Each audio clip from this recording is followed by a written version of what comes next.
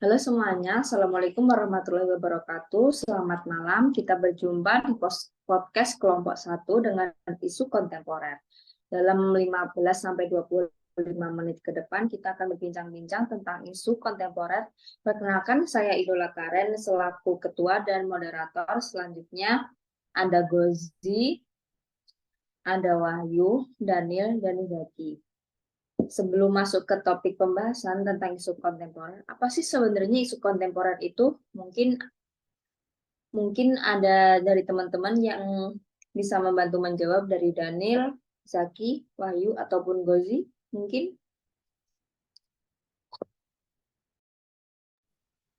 Ya, mohon izin menjawab. Isu kontemporer adalah suatu pokok permasalahan yang terjadi pada masa sekarang atau menjadi trending topik pada saat ini, atau bisa disebut juga isu yang sedang modern.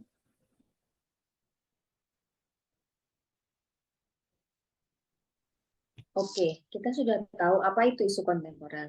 Lalu apa sih di radikalisme dan terorisme? Mungkin Bapak Gozi juga bisa membantu menjawabnya. Ya, mohon izin menjawab. Untuk terorisme menurut saya adalah perbuatan yang menggunakan kekerasan atau ancaman kekerasan yang menimbulkan suasana teror atau rasa takut secara meluas, yang dapat menimbulkan korban yang bersifat massal dan menimbulkan kerusakan atau kehancuran terhadap objek vital yang strategis dengan motif ideologi, politik, atau gangguan keamanan. Itu untuk penjelasan terorisme. Sedangkan untuk radikalisme adalah sikap atau semangat yang membawa pada tindakan bertujuan melemahkan dan mengubah tatanan yang mapan dengan menggantinya dengan gagasan atau pemahaman baru. Gerakan perubahan radikalisme ini kadang disertai dengan tindak kekerasan.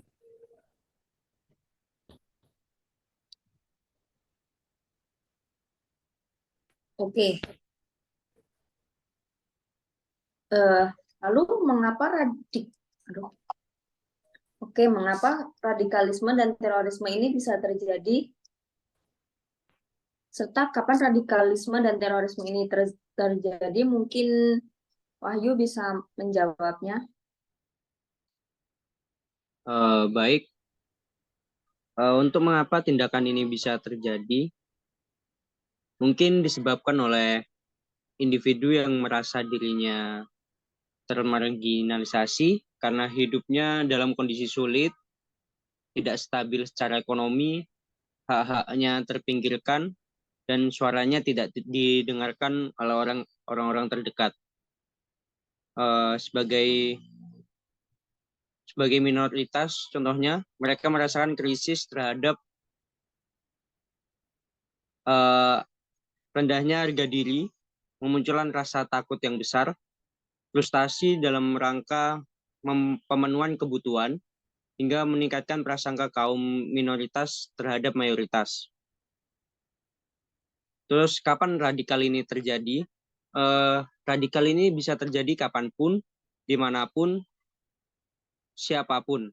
Terutama saat keyakinan kita mudah tergoyahkan, tidak paham akan radikalisme itu apa, kurang membaca literasi tentang agama dan pengetahuan. Begitu Mbak Idola.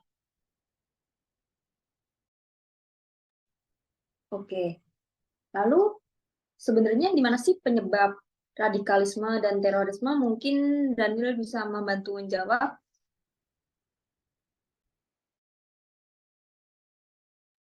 Terima kasih untuk pertanyaannya Mbak Idola. Eh, untuk radikalisme ini di mana ya? Di mana itu bisa terjadi di berbagai daerah, di lingkungan-lingkungan masyarakat seperti di kampus, di rumah ibadah, lembaga pendidikan, dan perguruan tinggi, serta di media-media massa.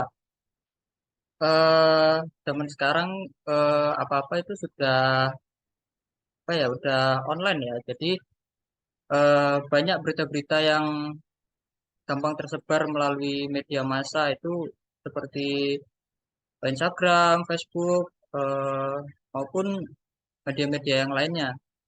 Eh, oleh karena itu, dengan tepatnya untuk informasi-informasi yang dapat disampaikan itu jadi sampai dengan mudah oleh orang-orang.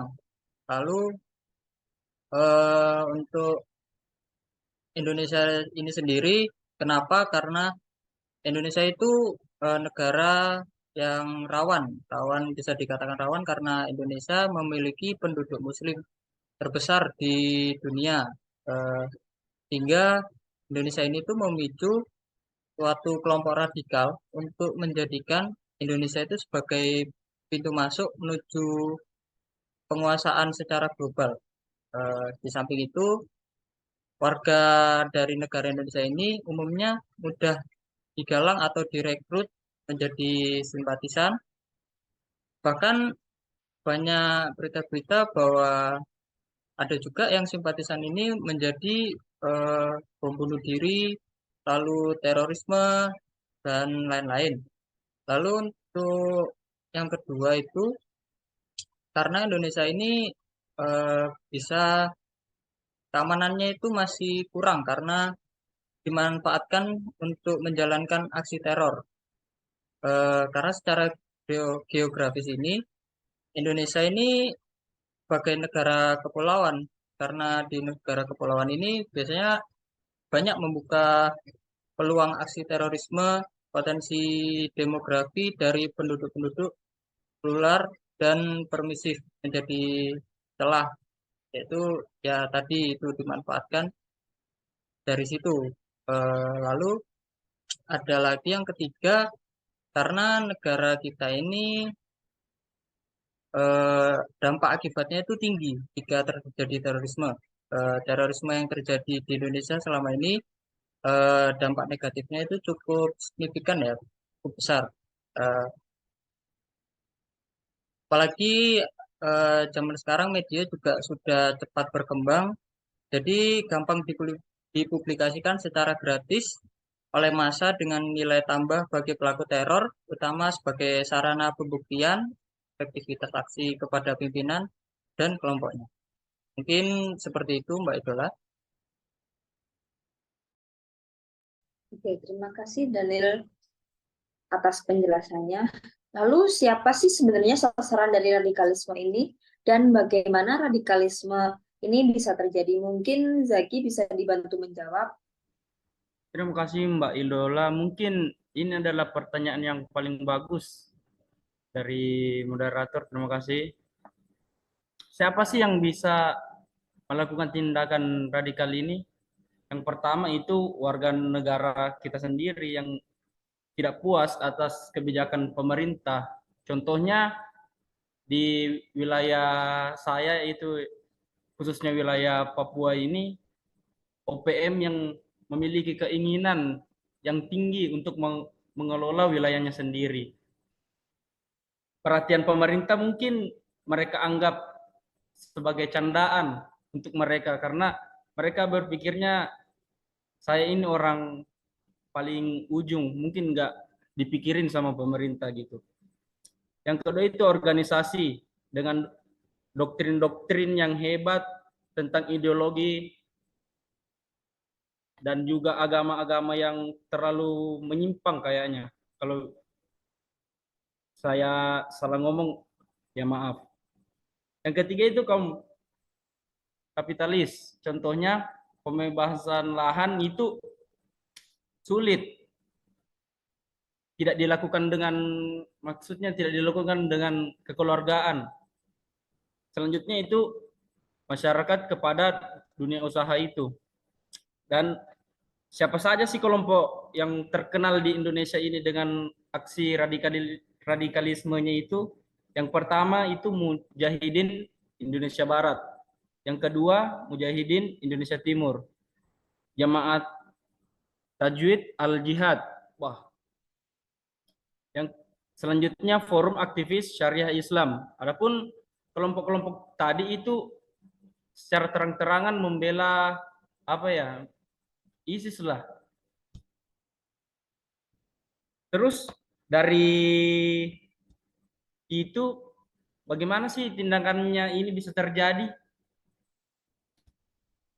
Tindakannya itu yang bisa terjadi seperti yang saya bicarakan pada awal, adanya sebuah motivasi yang mendasari pemikiran terorisme ini.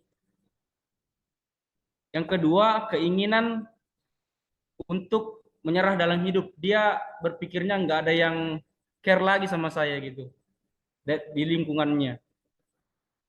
Yang selanjutnya kurang pahamnya agama yang dianut. Atau mungkin juga berlebihan dalam pemahaman agama yang dia terima di jamaah-jamaah atau kelompok-kelompok yang dia ikuti.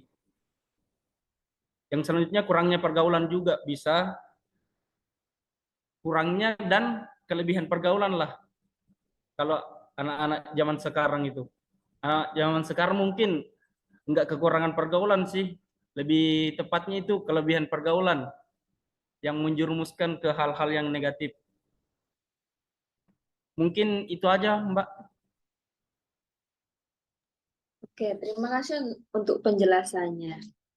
Mungkin sudah terjawab semua ya pertanyaan dari semua penjelasan yang diberikan dari teman-teman.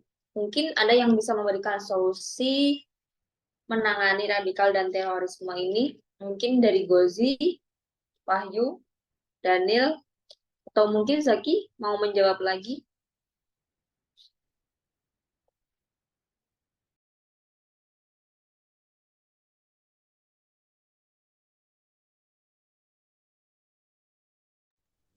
Mohon Izin, izin, Mbak, mungkin saya tambahkan sedikit untuk solusi sebelum saya lempar lagi kepada teman-teman. Eh, yang pertama itu melakukan pencegahan. Unsur utama yang bisa melakukan pencegahan aksi teror ini yaitu intelijen. Intelijen kita itu sudah saya pikir bisa menangani semuanya, apalagi seperti kita ini kan kita diproses pada sekolah itu supaya memupuk jiwa-jiwa yang nggak menyimpang nantinya. Penguatan intelijen ini diperlukan untuk melakukan pencegahan yang lebih baik. Sistem deteksi dini dan peringatan dini atas aksi teror perlu dilakukan sehingga pencegahan lebih optimal yang dilakukan. Yang selanjutnya mungkin Saudara Gosi. siap. Terima kasih Saudara Zaki. Izin sedikit menambahkan gagasan dari Saudara Zaki yaitu dengan pemulihan. Maksudnya program deradikalisasi yang bekerja sama dengan kementerian dan lembaga, organisasi kemasyarakatan, tokoh agama, tokoh mendidik, tokoh pemuda, dan tokoh perempuan hingga mengajak mantan teroris, keluarga, dan jaringannya yang sudah sadar dan kembali ke tengah masyarakat dalam pangkuan negara kesatuan Republik Indonesia ini. Untuk selanjutnya yaitu peran serta masyarakat untuk mensosialisasikan teknik deteksi dini terhadap serangan teroris, penanaman materi terkait bahaya terorisme pada pendidikan formal dan informal terkait dengan peran dan posisi negara, membangun kesadaran keamanan bersama yang terkoordinasi dengan aparat keamanan atau pemerintahan.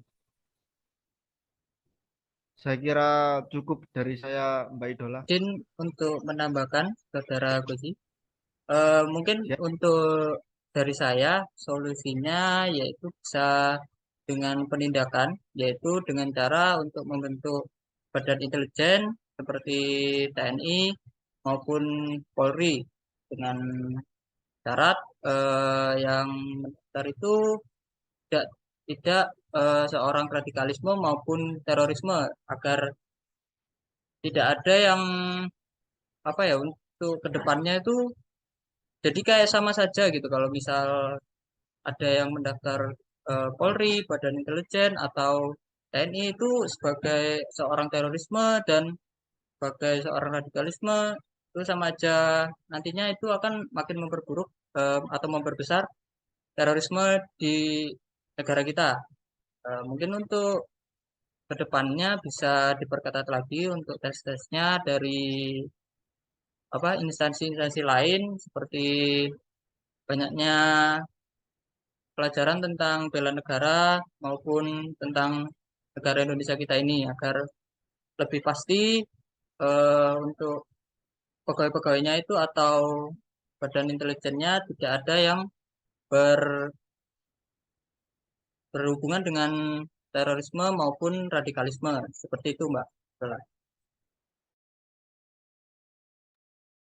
Mungkin Wahyu bisa menambahkan atau cukup?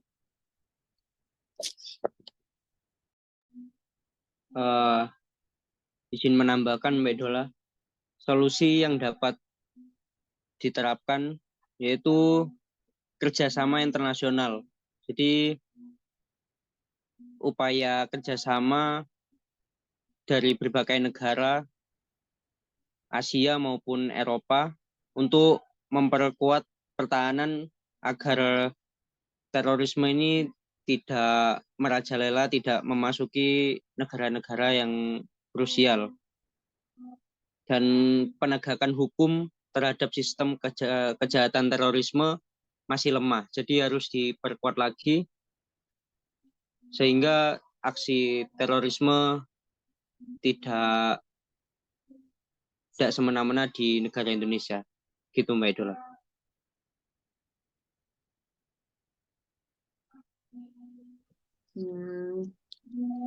Oke.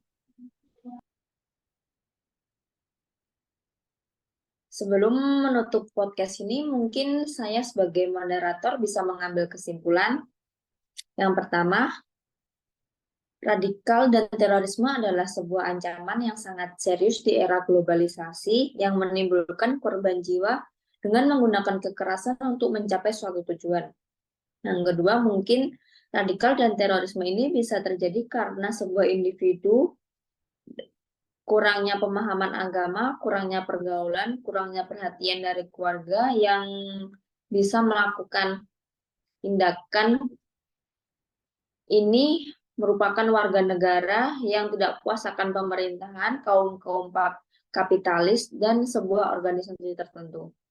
Dan ketiga, mungkin radikal dan terorisme bisa terjadi kapanpun dan dimanapun yang menyasar kaum-kaum remaja yang tidak paham agama. Keempat, tindakan ini bisa terjadi di daerah perbatasan, lingkungan masyarakat, kampus, media massa, maupun hubungan antar keluarga. Yang kelima, mungkin untuk melakukan pencegahan dapat dilakukan di negara kita dengan melakukan pencegahan dengan membentuk intelijen, melakukan penindakan dengan dibentuknya TNI dan Polri, serta peran masyarakat dan sangat besar. Cukup sekian podcast dari kelompok kami. Mungkin jika ada salah kata, mohon maaf. Assalamualaikum warahmatullahi wabarakatuh. Waalaikumsalam warahmatullahi wabarakatuh. Waalaikumsalam warahmatullahi wabarakatuh.